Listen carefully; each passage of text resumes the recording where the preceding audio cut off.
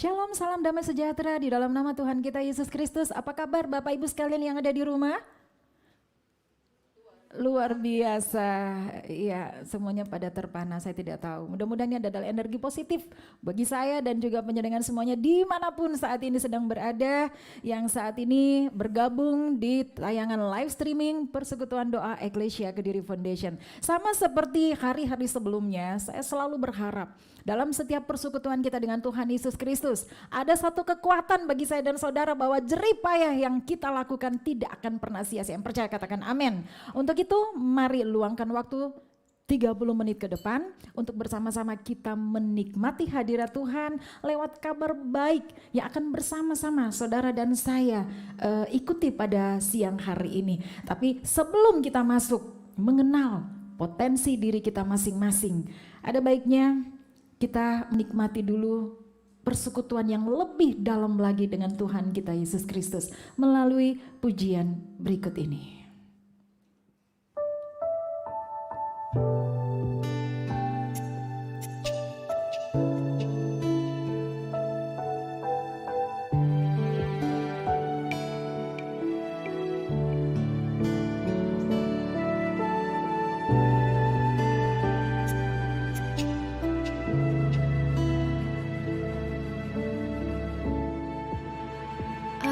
Saatnya yang ku alami tak seperti yang aku ingini, ku tetapkan hati untuk percaya.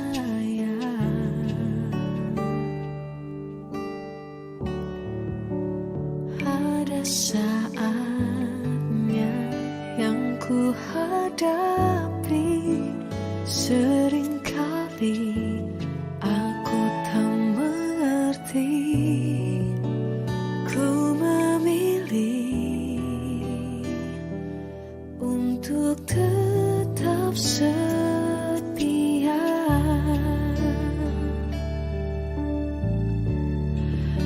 Sampai akhir di hidupku, ku kan tetap menyembahmu, melayanimu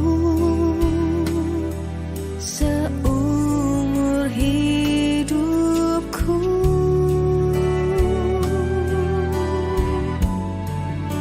Sampai ku menutup mata, ku tetap mengasihimu, biar kau dapati ku hambamu yang setia.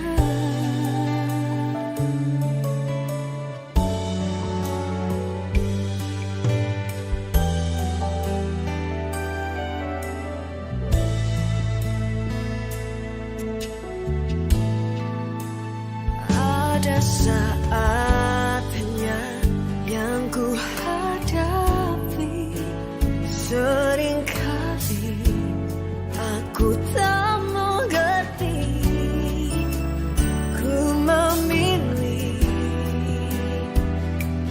untuk tetap setia.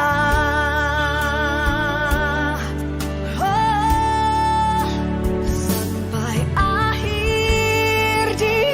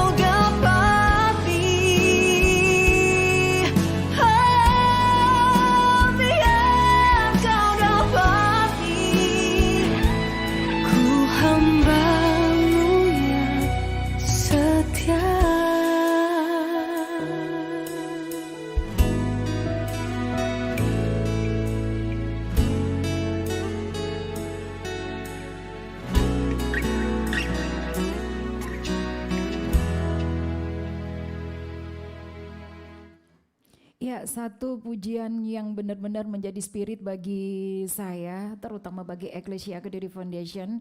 Satu pernyataan sikap kami bahwa kami akan terus setia untuk melayani Tuhan walaupun keadaan apapun yang boleh merintangi setiap perjuangan yang dilakukan Ecclesia di dalam memanusiakan manusia lewat kegiatan pemulihan khususnya bagi para penerima manfaat sosial yang sedang bermasalah dengan drugs. Nah, siang hari ini kami saya sebagai pendiri Ecclesia Kediri Foundation merasa bersyukur karena Tuhan selalu memberikan bagi kami sukacita untuk melakukan pekerjaan penyelamatan ini. Karena kami tahu apapun yang kami lakukan Tuhan sendiri yang mengerjakan bagi kami. Amin. Untuk itu siang hari ini sebelum saya masuk kepada pokok-pokok pikiran Tuhan yang Tuhan ingin saudara dan saya ketahui untuk lebih membuat iman percaya kita semakin bertambah. Saya mau mengingatkan kembali dan menggugah Bapak Ibu sekalian yang saat ini sedang menyaksikan tayangan live streaming ini. Saya memohon, saya berharap peran serta dari Bapak Ibu sekalian untuk like link ini, kemudian subscribe dalam setiap pelayanan yang Eklesia lakukan untuk dibagikan juga agar banyak sekali yang bisa mendukung pekerjaan pemulihan yang kami lakukan. Khususnya manakala Bapak Ibu mengetahui ada penyalahguna narkotika di lingkungan Bapak Ibu tinggal, segera saja Bapak Ibu kontak kami Ecclesia Kediri Foundation di 0853 303 48999 sesuai dengan yang tertera di layar Bapak Ibu sekalian. Karena dengan demikian Bapak Ibu telah berperan serta di dalam menanggulangi penyalahgunaan narkotika. Ketika Bapak Ibu melaporkan mereka yang terindikasi menyalahgunakan narkotika, mereka akan mendapatkan hak mereka untuk dipulihkan sehingga mereka tidak akan dipenjara. Bapak Ibu sekalian, bagaimana kondisi bangsa negara kita saat ini dan ke depannya, semuanya ada di tangan Bapak Ibu sekalian. Karena itu saya mengajak untuk kita berperan serta untuk mari bersama-sama gerakan rehabilitasi, gerakan pemulihan bagi mereka yang bermasalah dengan narkotika. Baik Bapak Ibu sekalian, saya tidak akan membuang waktu terlalu lama lagi. Mari siapkan hatinya masing-masing ya. Untuk sementara segala sesuatu yang akan mengganggu konsentrasi saudara dan saya untuk menikmati berkat dari Tuhan, kita kesampingkan dulu. Terutama suasana hati yang mungkin saat ini lagi tidak nyaman atau apapun itu ya, kita meletakkan itu dan kita mau membuka selebar-lebarnya tanah bejana hati kita hanya untuk firman Tuhan. Siap untuk mendengar firman Tuhan siang hari ini? Amin. Ya Bapak Ibu sekalian, mari bersama-sama hari ini kita akan mengetahui bahwa sebenarnya sebagai orang yang mengaku percaya dan ada di dalam kasih karunia, saudara dan saya memiliki tanggung jawab untuk menggali potensi diri. Karena saat Bapak Ibu sekalian dan juga saya dan juga teman-teman tim Ecclesia Kediri Foundation yang ada di studio ini, kita harus mengetahui bahwa setiap manusia Tuhan kasih kelebihan masing-masing ya. Ini yang tidak pernah digali, ini yang kadang-kadang dikubur ya. Ini yang kadang-kadang dimatikan oleh dirinya sendiri. Nah, siang hari ini saya bersyukur sebagaimana saya terberkati dengan firman Tuhan itu semakin meningkatkan pelayanan saya. Saya berdoa kita semuanya siang hari ini juga menerima berkat dari apa yang akan kita sama-sama dalami melalui firman Tuhan siang hari ini. Tanggung jawab menggali potensi diri. Kita akan periksa firman Tuhan di dalam kitab Injil, yaitu di dalam Injil Matius 25 ayat 14 sampai dengan ayatnya yang ke-30. Perumpamaan tentang talenta. Sebab hal kerajaan surga sama seperti seorang yang mau berpergian ke luar negeri, yang memanggil hamba-hambanya dan mempercayakan hartanya kepada mereka. Yang seorang diberikannya 5 talenta, yang seorang lagi 2, dan yang seorang lain lagi 1, masing-masing menurut kesanggupannya. Lalu ia berangkat. Segera pergilah hamba yang menerima 5 talenta itu. Ia menjalankan uang itu, lalu beroleh laba 5 talenta. Hamba yang menerima 2 talenta itu pun berbuat demikian juga dan berlaba 2 talenta. Tetapi hamba yang menerima 1 talenta itu pergi dan menggali lubang di dalam tanah, lalu menyembunyikan uang tuannya. Lama sesudah itu pulanglah tuan hamba-hamba itu, lalu mengadakan perhitungan dengan mereka. Hamba yang menerima 5 talenta itu datang dan ia membawa laba 5 talenta. Katanya, "Tuan, 5 talenta Tuan percayakan kepadaku. Lihat, aku telah beroleh laba 5 talenta." Maka kata tuannya itu kepadanya, "Baik sekali perbuatanmu itu, hai hambaku yang baik dan setia. Engkau telah setia dalam perkara kecil, aku akan memberikan kepadamu tanggung jawab dalam perkara yang besar. Masuklah dan turutlah dalam kebahagiaan tuanmu." Lalu datanglah hamba yang menerima 2 talenta itu, katanya, "Tuan, 2 talenta Tuan percayakan kepadaku. Lihat, aku telah beroleh laba 2 talenta." Maka kata tuannya itu kepadanya, "Baik sekali perbuatanmu itu, hai hambaku yang baik dan setia. Engkau telah setia memikul tanggung jawab dalam perkara yang kecil. Aku akan memberikan kepadamu tanggung jawab dalam perkara yang besar. Masuklah dan turutlah dalam kebahagiaan tuanmu." Kini datanglah juga hamba yang menerima 1 talenta itu dan berkata, "Tuan, aku tahu bahwa Tuan adalah manusia yang kejam, yang menuai di tempat di mana Tuan tidak menabur dan yang memungut dari tempat di mana Tuan tidak menanam. Karena itu, aku takut dan pergi menyembunyikan talenta Tuan itu di dalam tanah. Ini, terimalah kepunyaan Tuan." Maka jawab tuannya itu, "Hai kamu, hamba yang jahat dan malas. Jadi kamu sudah tahu bahwa aku menuai di tempat di mana aku tidak menabur dan memungut dari tempat di mana aku tidak menanam. Karena itu sudahlah, seharusnya uangku itu kau berikan kepada orang menjalankan uang, supaya sekembaliku aku menerimanya serta dengan bunganya. Sebab itu, ambillah talenta itu daripadanya dan berikanlah kepada orang yang mempunyai 10 talenta itu. Karena setiap orang yang mempunyai, kepadanya akan diberi, sehingga ia berkelimpahan. Amin. Tetapi siapa yang tidak mempunyai, apapun juga yang ada padanya akan diambil daripadanya. Amin. Dan campakkanlah hamba yang tidak berguna itu ke dalam kegelapan yang paling gelap. Di sanalah akan terdapat ratap dan retak gigi." Amin.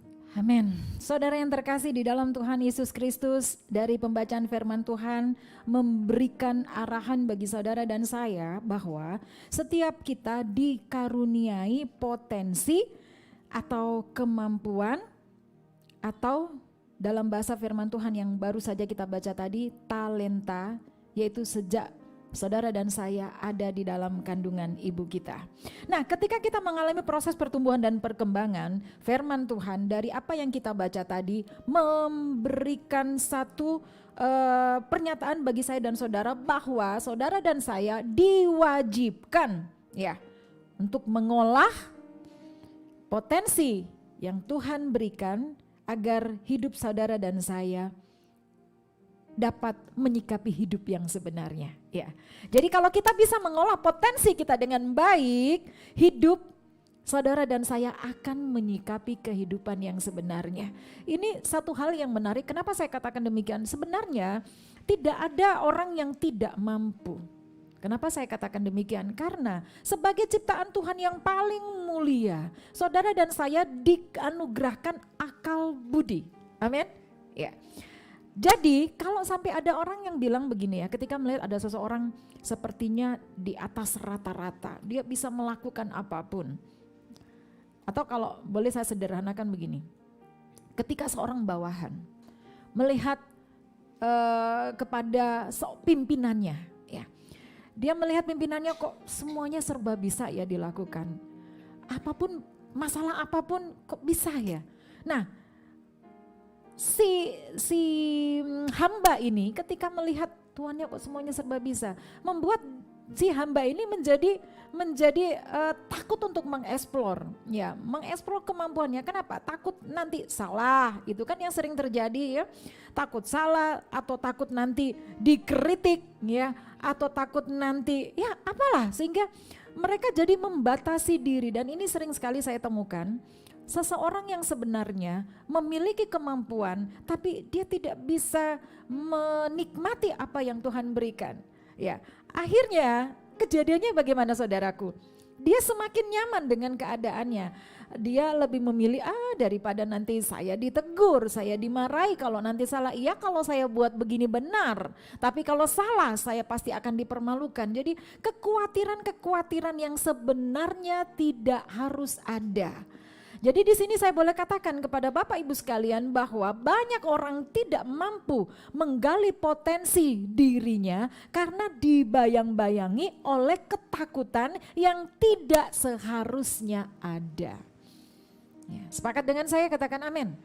Ya, ini satu hal yang memang terjadi di dalam dunia nyata, dalam dunia kerja apalagi. Sehingga seseorang yang ada di dalam level 1 ya, di dalam perkantoran mungkin ya, atau dalam komunitas apapun, dia begini saja udah enak kok. Ngapain saya harus melakukan sesuatu yang membuat saya harus berpikir. Nah, inilah yang saya katakan, banyak akhirnya orang tidak mengalami perkembangan di dalam hidupnya. Dari dahulu sampai sekarang hingga selama-lamanya mungkin dia akan terus berada di level 1. Bapak Ibu, kalau kita terus berada di zona nyaman seperti yang sudah sering saya katakan, itu bukan pikiran Tuhan. Itu bukan cita-cita Tuhan bagi saya dan saudara. Karena Yesus sudah bilang, Yesus ada di dalam dunia ini adalah untuk memberikan kehidupan bagi saya dan saudara. Dan ingat, kehidupan yang Tuhan berikan bagi saya dan saudara bukan kehidupan yang biasa-biasa. Firman Tuhan nyatakan di dalam Yohanes 10, kehidupan saya dan saudara adalah kehidupan yang berkelimpahan. Amin. Ya. Ayo kita selalu ingat tujuan untuk apa Yesus ada di dunia ini bagi saya dan saudara. Diberikan keselamatan, iya. Ya, tapi tidak hanya berhenti pada kata saudara dan saya diselamati saja. Tidak, menerima keselamatan tidak hanya sedangkal itu. Itu bagian yang memang menjadi hak saudara dan saya. Tapi sebenarnya di balik keselamatan yang Bapa berikan di dalam Tuhan Yesus Kristus, itu memberikan satu spirit bahwa saudara dan saya berada pada kehidupan yang berbeda. Kenapa tempat yang seharusnya kita duduki ini harus diduduki oleh orang lain yang tidak pernah mengenal Tuhan Yesus? Karena kita tidak mau mengembangkan sesuatu yang Tuhan taruh di dalam diri saya dan saudara. Di dalam awal pembacaan firman Tuhan ya, di sini dikatakan, ya kita akan buka lagi ya di Matius 25 tadi. Sebab hal kerajaan sorga sama seperti seorang yang mau bepergian ke luar negeri yang memanggil hamba-hambanya dan mempercayakan hartanya kepada mereka. Yang seorang diberikannya 5 talenta, yang seorang lagi 2, yang seorang lagi 1. Masing-masing menurut kesanggupannya. Ya. Garis bawahi menurut kesanggupannya, artinya Tuhan sudah tahu kemampuan saya dan saudara. Jadi ketika kita diberikan kesempatan, ya, ada sesuatu yang ada di hadapan kita. Nah, banyak orang tidak mau merebut kesempatan itu. Dia melihat, siapa aku? Latar belakangku. Aku belum pernah punya pengalaman untuk itu. Jadi banyak pikiran-pikiran yang akhirnya mengintimidasi sehingga dia tidak mau mengeksplor. Ya. Bangun pagi, dia melakukan aktivitas yang itu saja. Itu yang saya katakan. Senang di dalam, atau nyaman, bukan senang ya, tapi nyaman di zona nyaman. Saudaraku, ini bukan pikiran Tuhan saya katakan, sehingga siang hari ini saudara dan saya belajar bagaimana kita harus mengembangkan potensi kita. Ketika saya menyampaikan prolog awal bahwa saudara dan saya punya tanggung jawab untuk menggali potensi diri. Mungkin ada yang bilang begini, saya sudah berbenah setiap kali saya mengikuti live streaming Ecclesia Kediri Foundation. Saya sudah mendapatkan banyak sekali spirit, Kak Jessica. Ya, dan saya sudah berbenah, ya, sudah berusaha untuk membangun diri saya. Ya, mungkin kalau saya tanya, Sudahkah yang ada di sini menggali potensi diri? Pasti jawabnya sudah. Ya kan? Iya ya, jawabannya pasti sudah. Tidak mungkin ada yang menjawab tidak. Pasti sudah. Hanya kalau boleh saya katakan, jawabannya tidak hanya berhenti pada kata sudah saja. Ya. Tidak hanya berhenti pada kata sudah, aku sudah menggali potensi diri. Sama dengan kalau saya katakan pada orang yang sakit, kamu sudah minum obat? Sudah. Obat yang mana diminum? Dia sakit kepala, tapi yang diminum adalah obat sakit perut. Itu yang saya katakan. Bisa paham ya di sini ya, sampai di sini bisa paham. Jadi ketika saya bilang ada potensi di dalam dirimu, gali, sudah, saya sudah melakukan, saya sudah mengidentifikasi, saya sudah menginventarisir apapun yang bisa saya lakukan, sudah. Tapi dalam kacamata ini mungkin terjadi pada junior saya ketika saya mungkin menyampaikan, ayo bangun kreativitasmu, ayo belajar, ayo mencoba, sudah. Kalau sudah bilang sudah pasti saya langsung, iya kan? Apa yang bisa saya jawab kalau jawabannya sudah? Wah, bisa kursi balik nanti ya. Kalau saya terus, belum, kayak gitu kan. Saudaraku yang kekasih, jadi ketika firman Tuhan menggugah saya dan saudara untuk kita menggali potensi diri, jawabannya saat ini ya bukan hanya sekedar kata sudah. Tapi ya, apakah kita sudah berbenah dan membangun? Itulah yang harus kita upayakan setelah saudara dan saya menikmati firman Tuhan siang hari ini. Berbenah ya, yang punya catatannya bisa dicatat. Berbenah artinya kita melakukan evaluasi, introspeksi diri ya, dan koreksi diri. Maksudnya apa? Jangan koreksi orang lain ketika engkau tidak memiliki kecakapan, tidak ada perkembangan dalam dirimu untuk membuat sesuatu yang baru di dalam, ya saya katakan aktivitasmu lah. Apa yang menjadi bagian dari keseharianmu. Engkau sebagai seorang pendidik, engkau sebagai seorang praktisi, ya advokat mungkin, engkau seorang dokter, engkau seorang ibu rumah tangga, apapunlah profesimu. Apakah ada waktu-waktu di dalam hidupmu karena rasa syukur kita kepada Tuhan, kemudian engkau meluangkan waktu untuk menggali potensi dirimu melalui apa? Selalu mengevaluasi. Inilah yang jarang dilakukan oleh anak-anak Tuhan. Ketika mendengar firman Tuhan, ya hanya sebagai sesuatu yang, firman Tuhan ini buat aku. Titik, sudah, done. Ya, hanya begitu saja. Tapi apakah firman Tuhan ini menjadi dasar bagi kita untuk mengevaluasi diri, untuk mengintrospeksi diri, dan untuk mengevaluasi diri? Itu yang saya tidak tahu. Tapi saya berdoa siang hari ini Roh Tuhan bekerja. Sebagaimana Roh Tuhan selalu memperbaharui segala sesuatu yang terjadi di dalam kehidupan saya. Untuk saya selalu mengintrospeksi diri, untuk saya selalu mengevaluasi diri, dan akhirnya saya mengkoreksi diri saya sendiri. Inilah pekerjaan firman Tuhan di dalam kehidupan saya. Sehingga meskipun saya lelah, meskipun saya capek, keinginan untuk terus melakukan pekerjaan baik di dalam pelayanan melalui wadah eklesia yang sudah Tuhan berikan, percayakan kepada saya, semangat ini tidak akan pernah pudar. Amin. Saya berdoa siang hari ini, manakala ada di antara penyedengan sekalian yang sedang bersama-sama saya lewat tayangan ini, sudah mulai lelah, sudah mulai merasa boring ya, udah mulai merasa begini-begini saja. Jadi mau melangkahkan tuh rasanya sekali langkah kaki. Ayo, firman Tuhan mengajak kita. Jangan malu untuk mengkoreksi diri sendiri. Gak usah capek-capek lihat orang lain.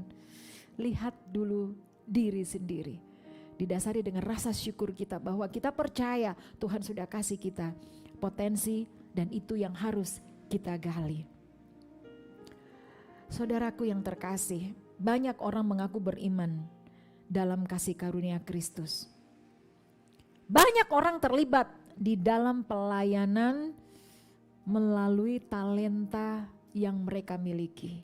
Mereka melayani Tuhan karena punya suara bagus, mereka sebagai worship leader, sebagai singer, mereka yang bisa ngomong ya, mereka berada di tempat yang satu, tempat yang lain, mereka menyampaikan kabar baik dari firman Tuhan. Banyak yang bisa memainkan alat musik, mereka ada di mimbar sebagai imam musik, mereka melayani Tuhan.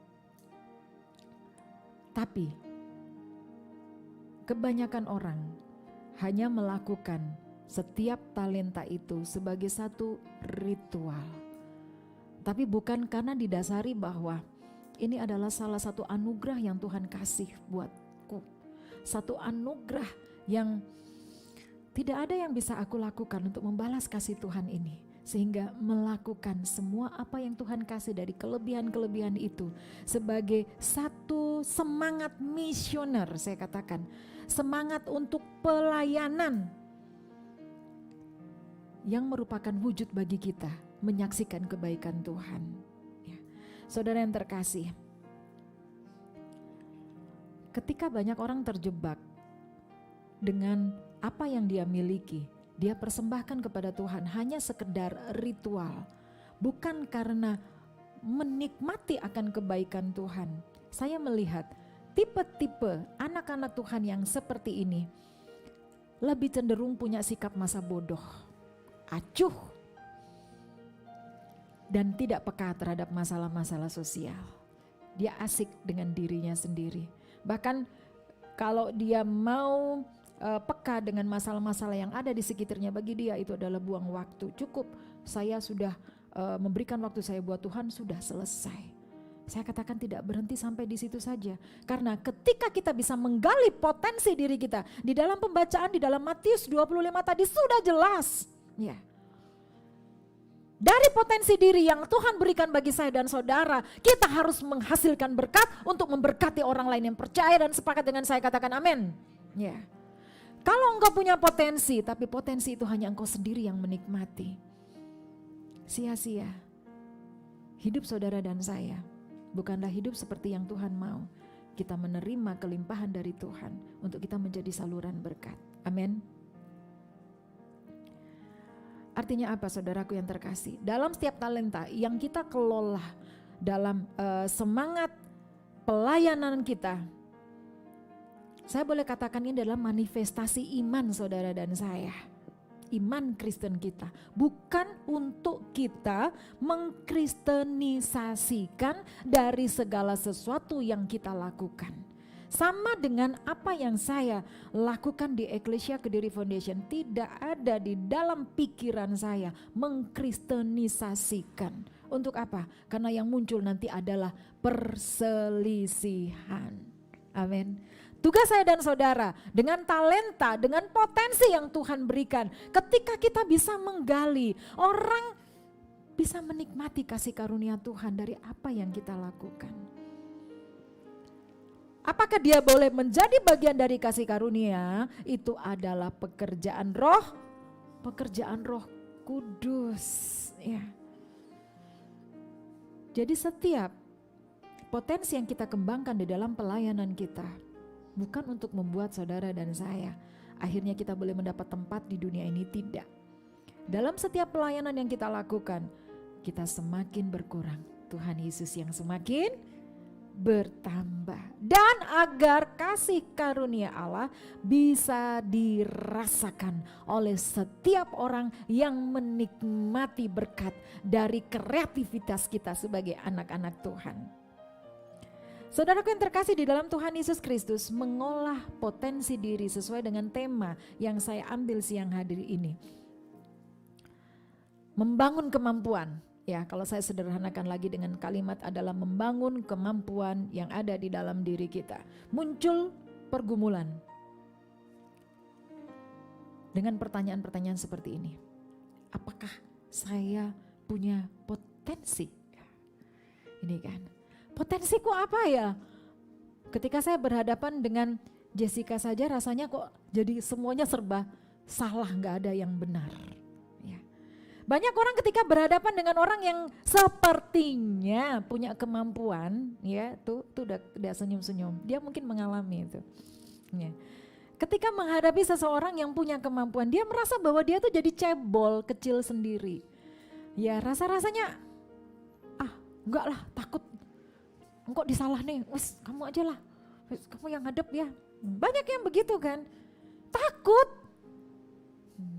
Padahal sebenarnya saudaraku, ketika kita berhadapan dengan orang yang menurut pandangan kita bahwa dia punya kemampuan yang lebih, bukan sebenarnya dia itu pinter, tapi dia sudah mencuri start terlebih dulu.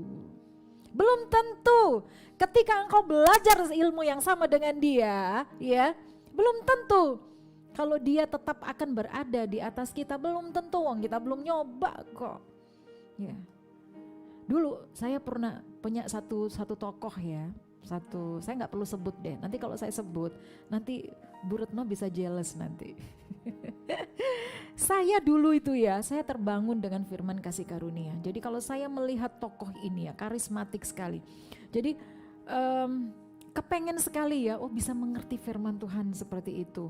Kepengen sekali, orangnya kok pinter sekali ya, siapapun yang berhadapan dengan dia, dengan beliaunya ya.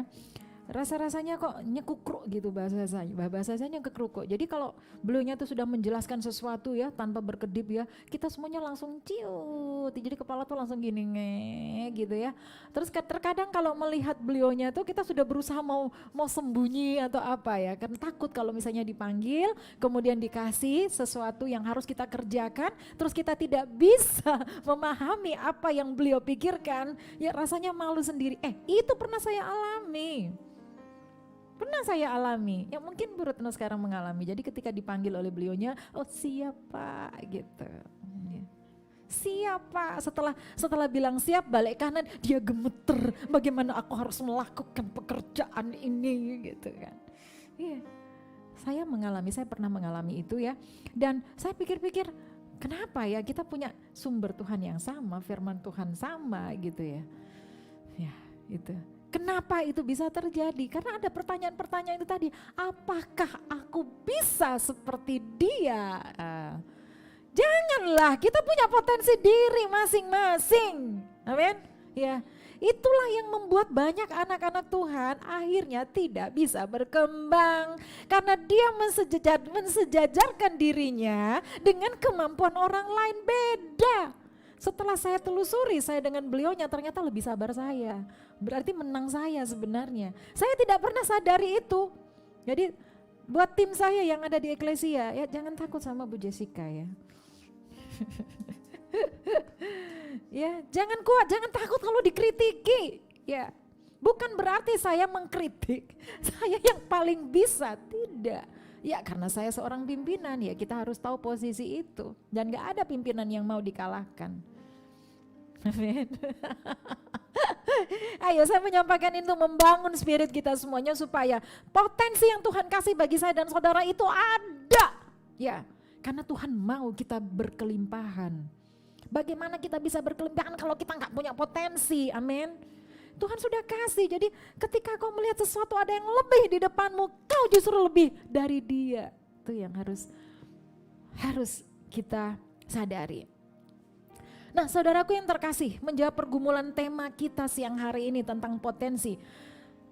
Maka saya mengajak kita semuanya siang hari untuk menjadikan dasar Matius 25 tadi tentang perumpamaan talenta yang Tuhan Yesus ajarkan kepada para murid-muridnya untuk menjadi dasar berpikir sehingga kita bertindak selaras dengan apa yang Tuhan mau sesuai dengan firman-Nya siang hari ini. Ya. Kalau kita berbicara talenta, saudaraku, dalam perjanjian lama talenta ini adalah satuan ukuran berat sekitar 34 kilogram. Itu ada di dalam Keluaran 25 ayat 39, tidak perlu dibaca, dicatat saja nanti dibaca lagi ya setelah tayangan ini selesai. Sedangkan kalau dalam perjanjian baru berbicara tentang talenta, ini adalah sejumlah besar uang, lebih dari upah rata-rata seorang buruh, dan biasanya upah ini dihitung selama 19 tahun. Catat saja, kita bisa periksa di dalam Matius 18 ayatnya yang ke-24. Nah, kalau menurut Kamus Besar Bahasa Indonesia, talenta itu apa? Talenta adalah sebuah kemampuan yang ada di dalam pribadi setiap orang, ya. Di mana setiap orang punya talenta yang berbeda-beda dan itu sangat unik sekali dan belum tentu sama antara satu orang dengan yang lainnya. Ini menurut Kamus Besar Bahasa Indonesia, ya. Jadi saudaraku, saya mau katakan bahwa di dalam pembacaan firman Tuhan Matius 25 ayat 14 sampai 30 tadi jelas bahwa di situ ada tiga orang perumpamaannya, ya. Pengajarannya bagi saya dan saudara ada 3 orang yang memiliki talenta berbeda, ya. Menggambarkan apa? Menggambarkan ada 3 hal bagi saya dan saudara untuk kita catat siang hari ini. Yang pertama, bahwa setiap orang punya talenta atau bakat, kemampuan atau potensinya masing-masing, ya. Ya, di dalam pembacaan awal-awal tadi. Yang kedua, talenta atau bakat, kemampuan atau potensi itu berbeda kapasitasnya. Artinya apa saudaraku? Bukan berarti bahwa Allah membeda-bedakan kita. Tapi tujuan Allah di sini adalah perbedaan yang terjadi karena cara kita manusia di dalam mengolah dan mengembangkannya juga pasti berbeda-beda sesuai dengan kemampuan yang Tuhan sendiri yang tahu kemampuan saya dan saudara. Sehingga kenapa yang satu dikasih, ya, yang satunya dikasih 5 talenta, yang satunya dikasih 2 talenta, yang satunya dikasih 1 talenta, ya. Yang ketiga bahwa catatan saya, ya, di dalam pembacaan Matius 25 tadi bahwa talenta atau bakat, kemampuan atau potensi yang Allah karuniakan kepada saudara dan saya harus dipertanggungjawabkan, ya. Cara mempertanggungjawabnya gimana? Ayo, ada yang tahu? Diapakan? Dikelola. Dikembangkan masing-masing menurut kemampuannya. Sesederhana ini ya mungkin. Semua yang di sini bisa baca ya? Bisa baca kan? Di luar sana adakah orang yang tidak bisa baca? Ada kan? Artinya kalian yang ada di sini yang bisa baca itu kemampuan atau tidak? Masuk kategori kemampuan atau tidak? Potensi atau tidak? Potensi diri atau tidak? Potensi, ya. Kalau kita mengacu pada pembacaan Matius tadi, segala sesuatu potensi yang ada di dalam diri kita harus dikembangkan, dikelola. Ya. Jadi kalau kita bisa baca, ini sederhana sekali saya cari contohnya ya. Kalau kita hanya sekedar bisa baca tok, ya, baca koran, tapi kita tidak bisa mengelola itu. Baca tulisan apapun, baca kalimat-kalimat. Ini di sini ada kalimat-kalimat yang memotivasi. Ya. Kalau kita hanya baca saja, tidak kita kelola kemampuan kita untuk baca, berdampak tidak. Ya, sangat sederhana kan ya. Ya, kita yang sudah bisa baca, bagaimana kemampuan kita membaca ini bisa kita perdalam lagi, kita kelola lagi. Sehingga banyak orang boleh mendapatkan berkat untuk itu dari apa yang kita baca. Saya senang sekali ketika ada anak saya kalau membaca sesuatu ya, dia baca firman Tuhan atau apa. Kemudian apa yang dia baca itu dia ceritakan kepada saya dan saya mengambil sarinya. Saya diberkati. Amin. Ya. Saudara yang bisa membaca, apakah dari apa yang kau baca bisa memberkati orang lain? Sangat sederhana saya katakan. Ya, sederhana sekali kan.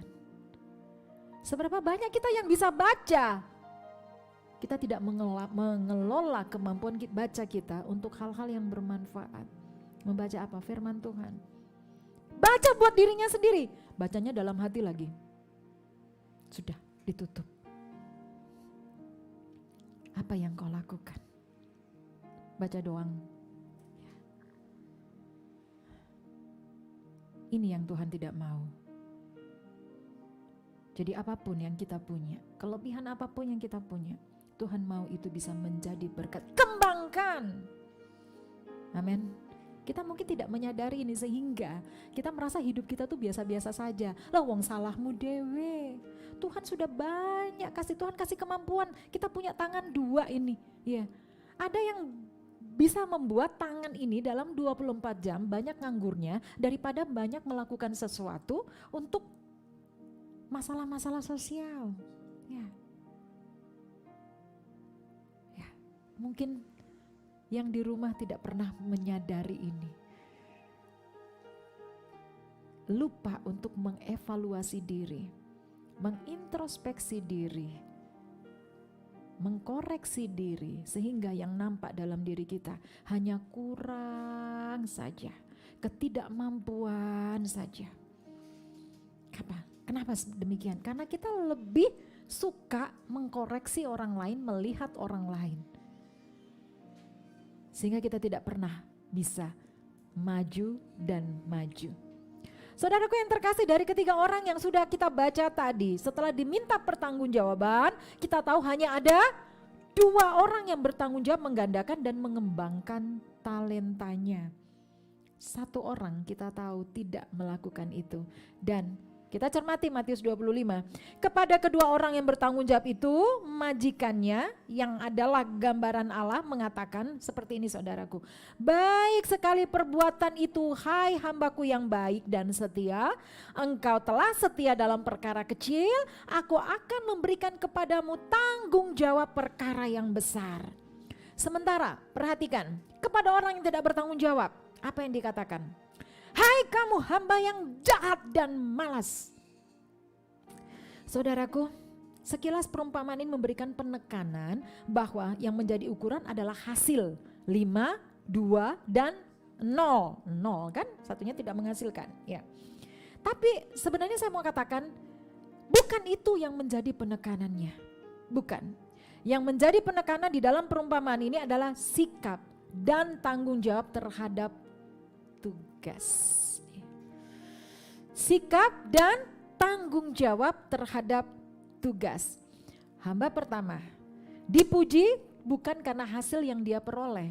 Jadi tidak bilang baik sekali engkau mendapatkan 5 talenta, tidak. Ya.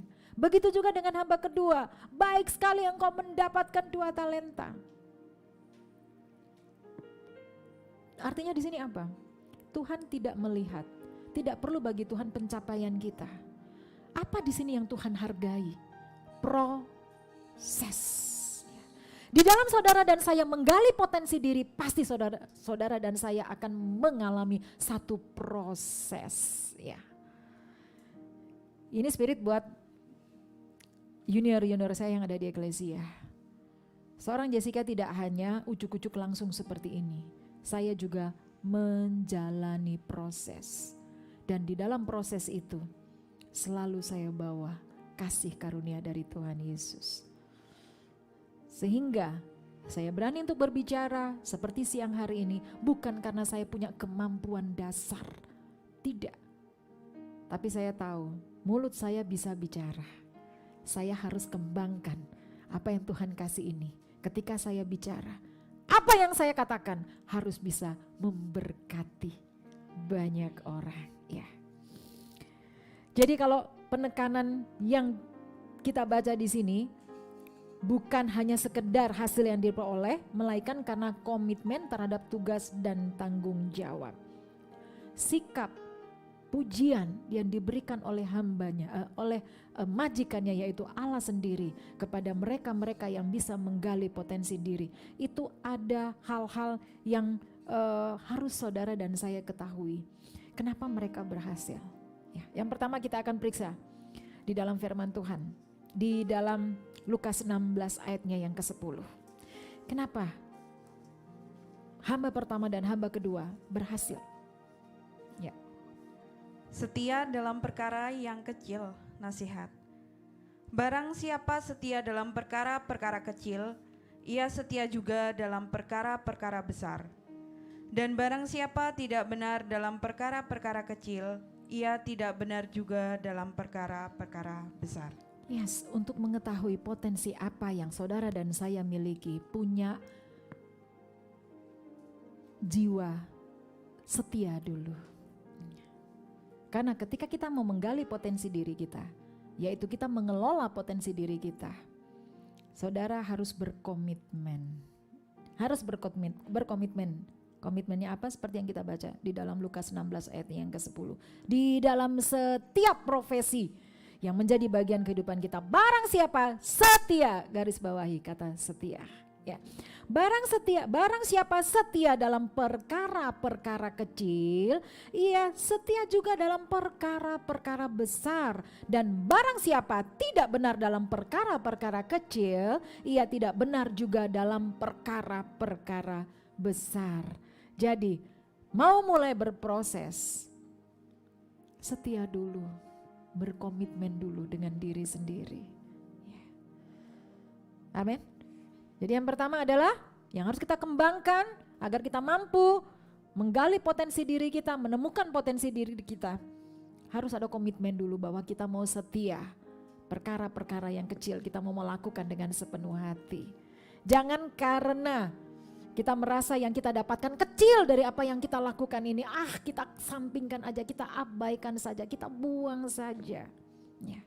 Tapi firman Tuhan ajarkan bagi saya dan saudara siang hari ini, ayo kita berkomitmen. Perkara yang kecil kita lakukan dengan setia. Imani firman Tuhan katakan, kalau kita setia di dalam perkara yang kecil, Tuhan sediakan perkara-perkara yang besar. Artinya apa? Berkatnya juga kalau ini semuanya langsung bangun. Bicara berkat yang besar itu langsung wow gitu ya. Semangatnya besar juga. Yang kedua, kalau tadi setia, yang kedua apa? Bijaksana. Kita akan cek di dalam Amsal 2 ayatnya yang ke-6. Karena Tuhanlah yang memberikan hikmat, dari mulutnya datang pengetahuan dan kepandaian. Amin. Saudara yang terkasih, kebijaksanaan adalah kualitas yang sangat dihargai dalam kehidupan manusia.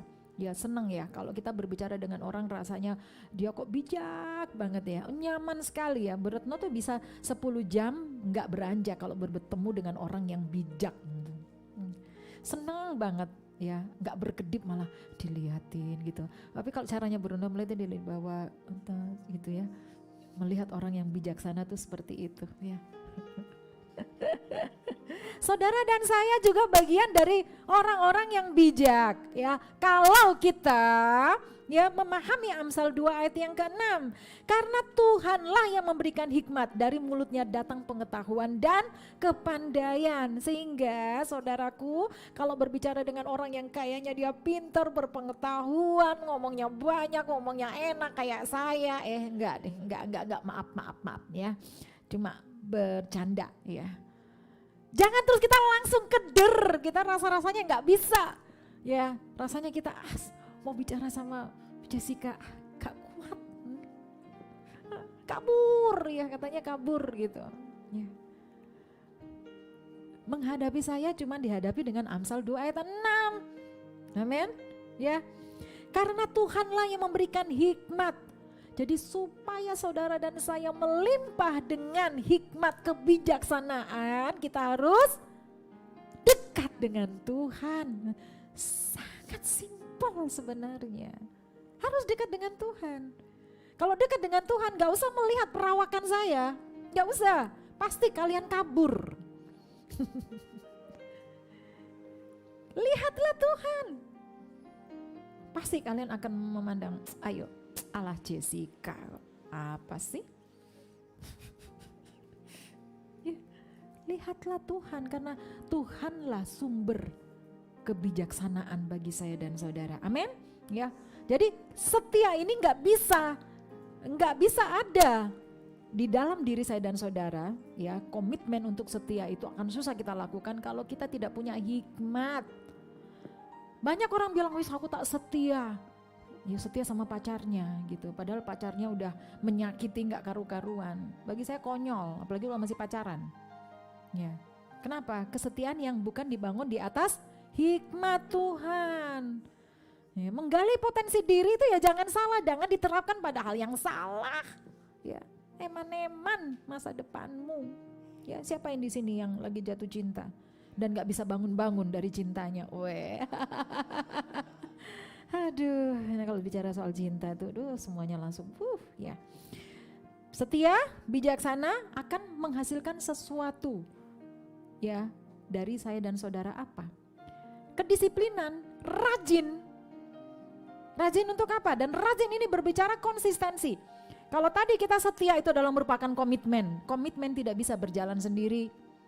Ya, komitmen bisa kita capai. Kita boleh tetap ada di dalam komitmen kalau saudara dan saya konsisten. Ya, jangan bicara dengan pasanganmu komitmen ya, saya katakan. Kalau dia sendiri nggak konsisten terhadap komitmennya. Ya. Komitmen ini banyak digaung-gaungkan oleh pasangan. Ya. Komitmenmu dulu waktu menikah dengan aku.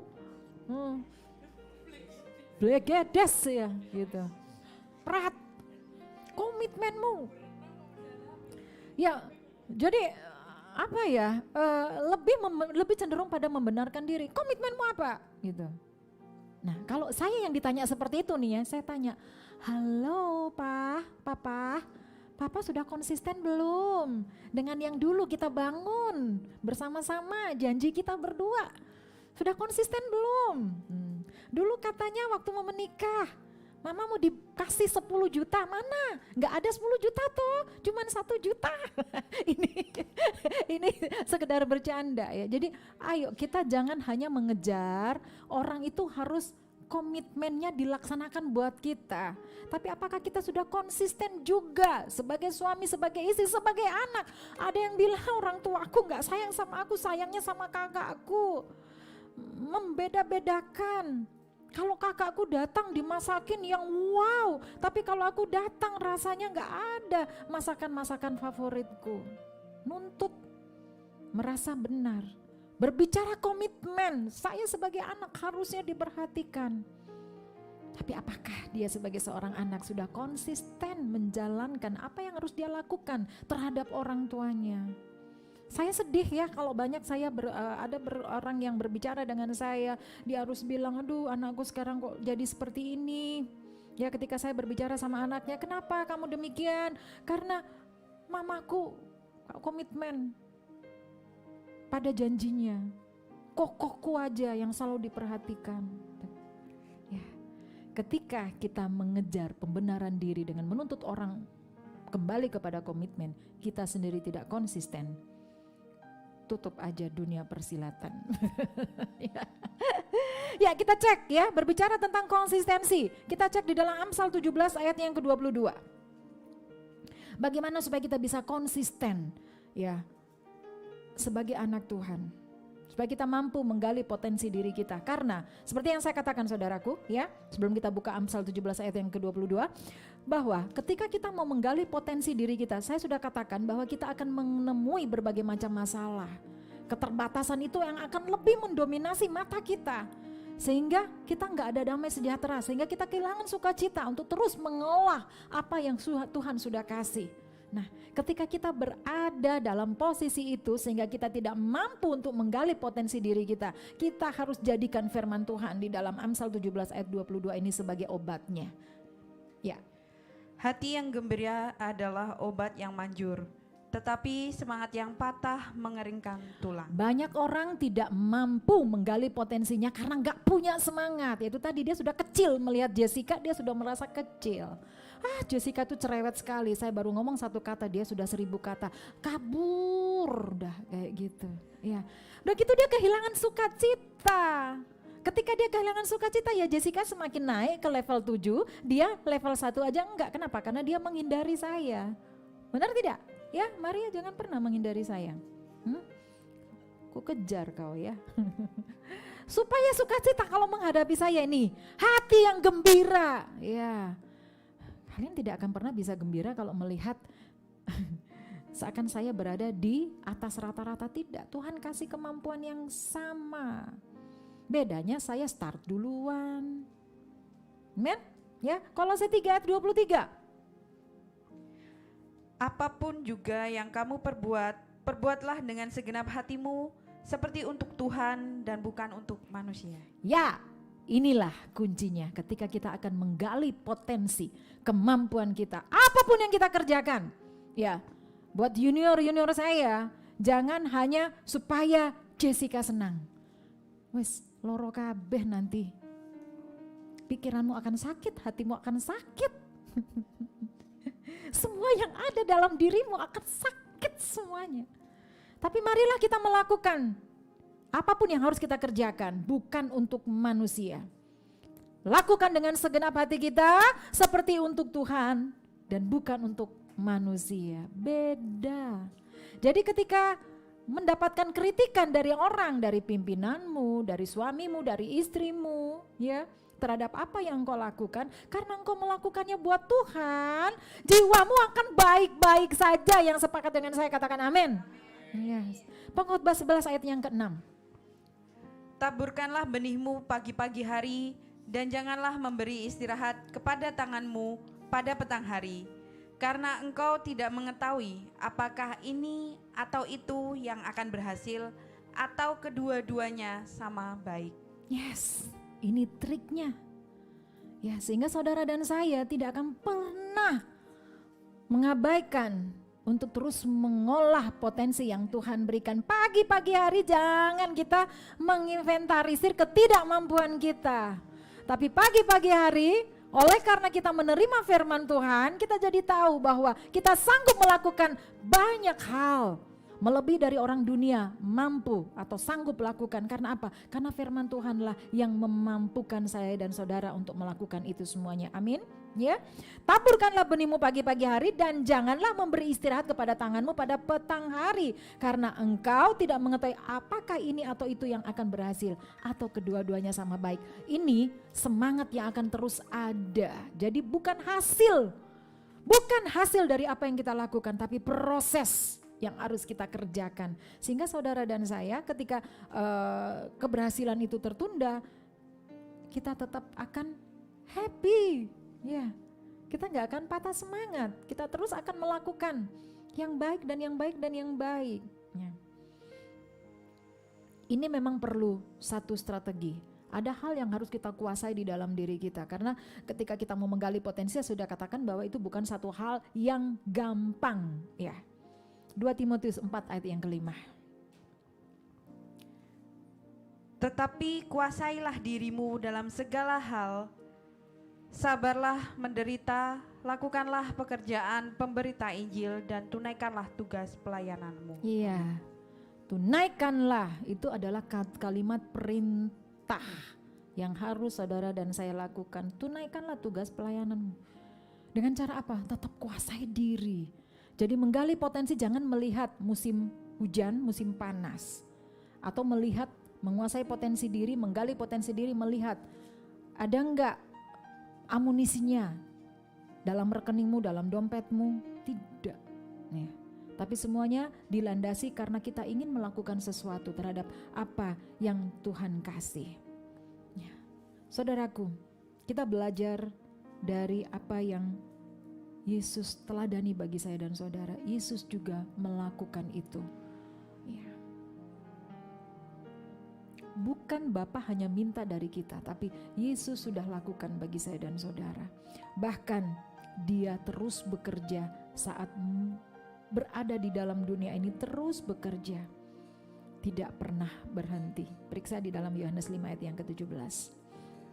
Tetapi Ia berkata kepada mereka, Bapakku bekerja sampai sekarang, maka aku pun bekerja juga. Ya, sambung Yohanes 9 ayat yang keempat.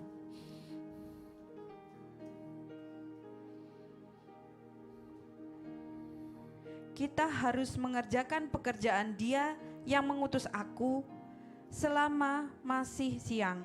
Akan datang malam di mana tidak ada seorang pun dapat bekerja. Yes. Hari ini saudara dan saya harus mulai mengelola potensi diri kita masing-masing.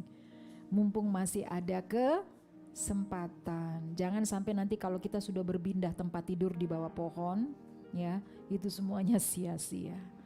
Jadi ketika tanganmu masih digerakkan, kakimu masih bisa berjalan, hidungmu masih menghembuskan nafas, lakukan mulai saat ini. Sebelum saya akhiri, saya tahu Bapak Ibu sekalian bahwa dalam menggali potensi diri ini bukan satu hal yang gampang, ya. Bukan pekerjaan yang mudah. Bahkan pastinya saudara dan saya akan mengalami benturan, kesukaran yang tidak sesuai dengan hati kita. Ya, mana enak sih dikritik ya, dengan orang yang kita anggap lebih dari kita. Ya nggak enak lah, apalagi kalau kita merasa bisa. Tapi mari kita jadikan teladan Rasul Paulus. Ini akan mengakhiri live streaming hari ini. Bagaimana Paulus bisa terus menggali potensi dirinya dalam melakukan pelayanan justru saat dia dibenturkan dengan keadaan yang tidak baik. 2 Korintus 4 ayat 8 sampai dengan ayatnya yang ke-12. Dalam segala hal kami ditindas, namun tidak terjepit. Kami habis akal, namun tidak putus asa.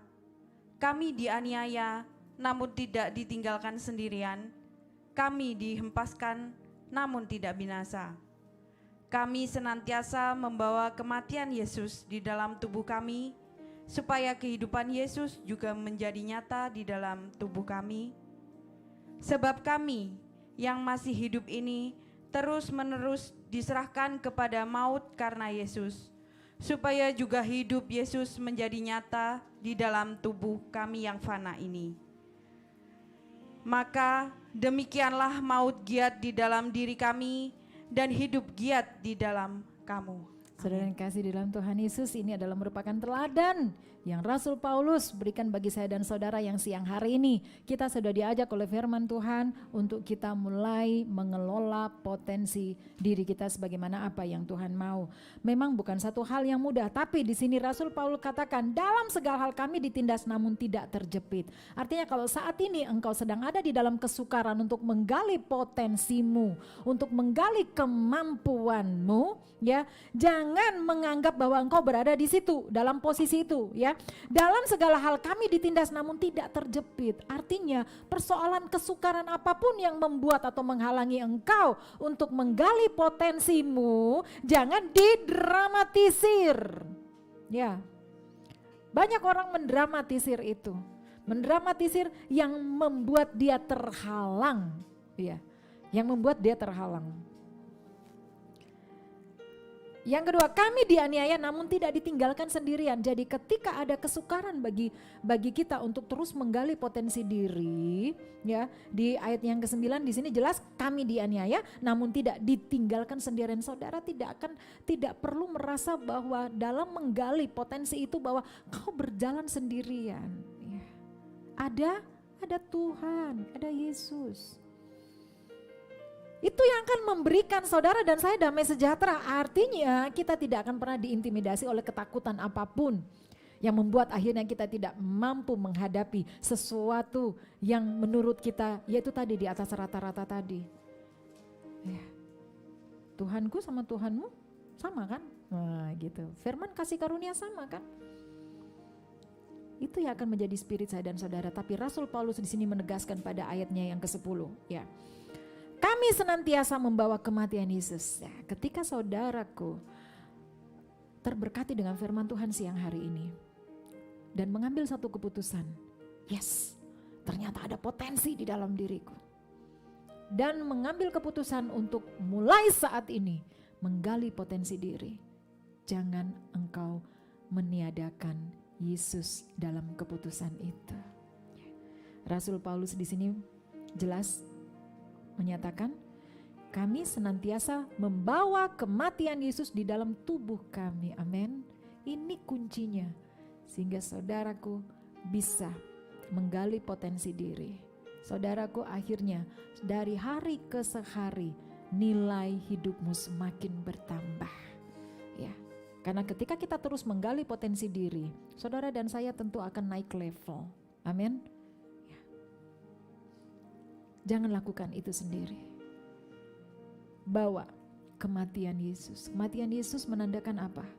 Semua kegagalan, kepahitan, kesakitan sudah Yesus tanggung di kayu salib.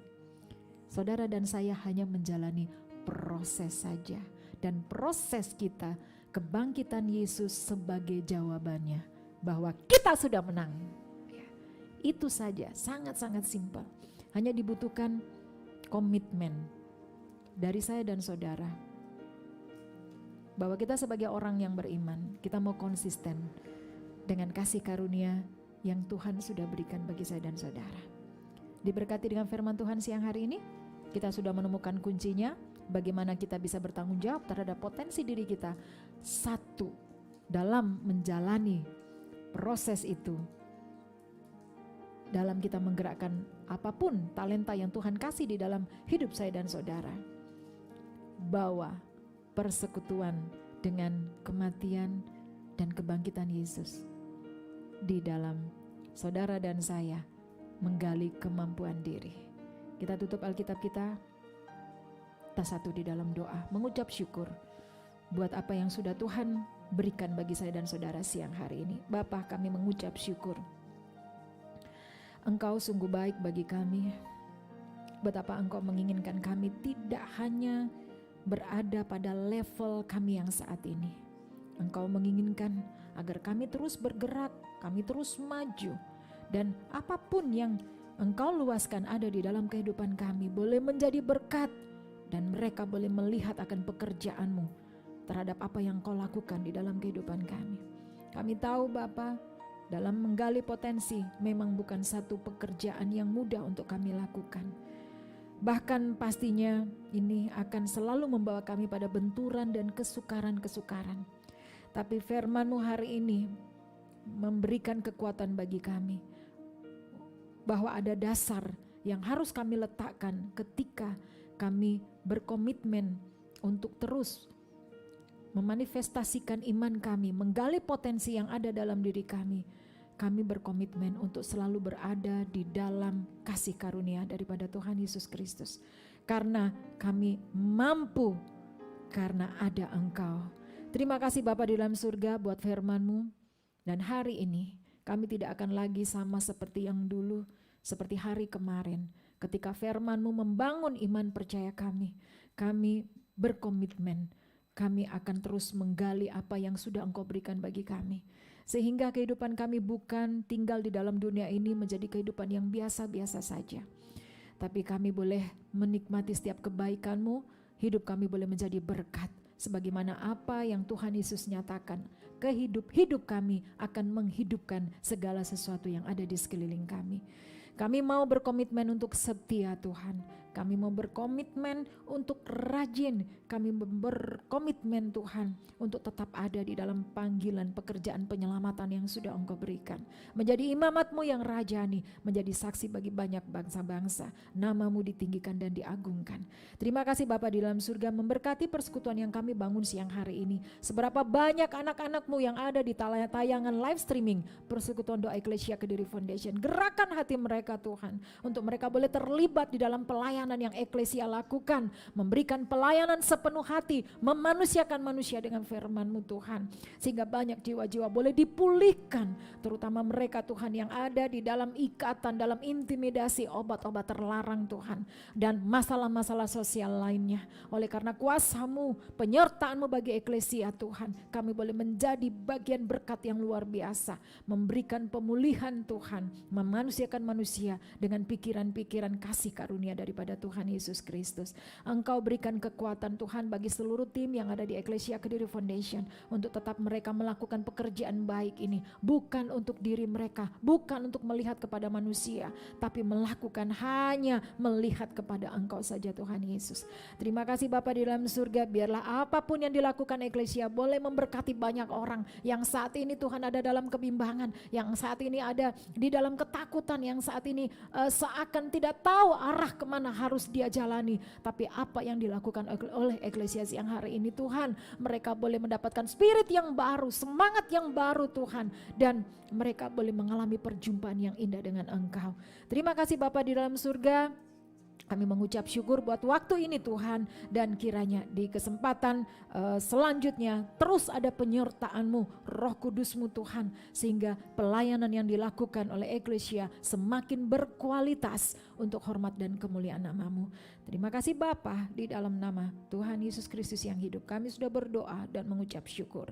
Mari sama-sama yang percaya telah dimenangkan oleh firman Tuhan, sama-sama kita katakan amin.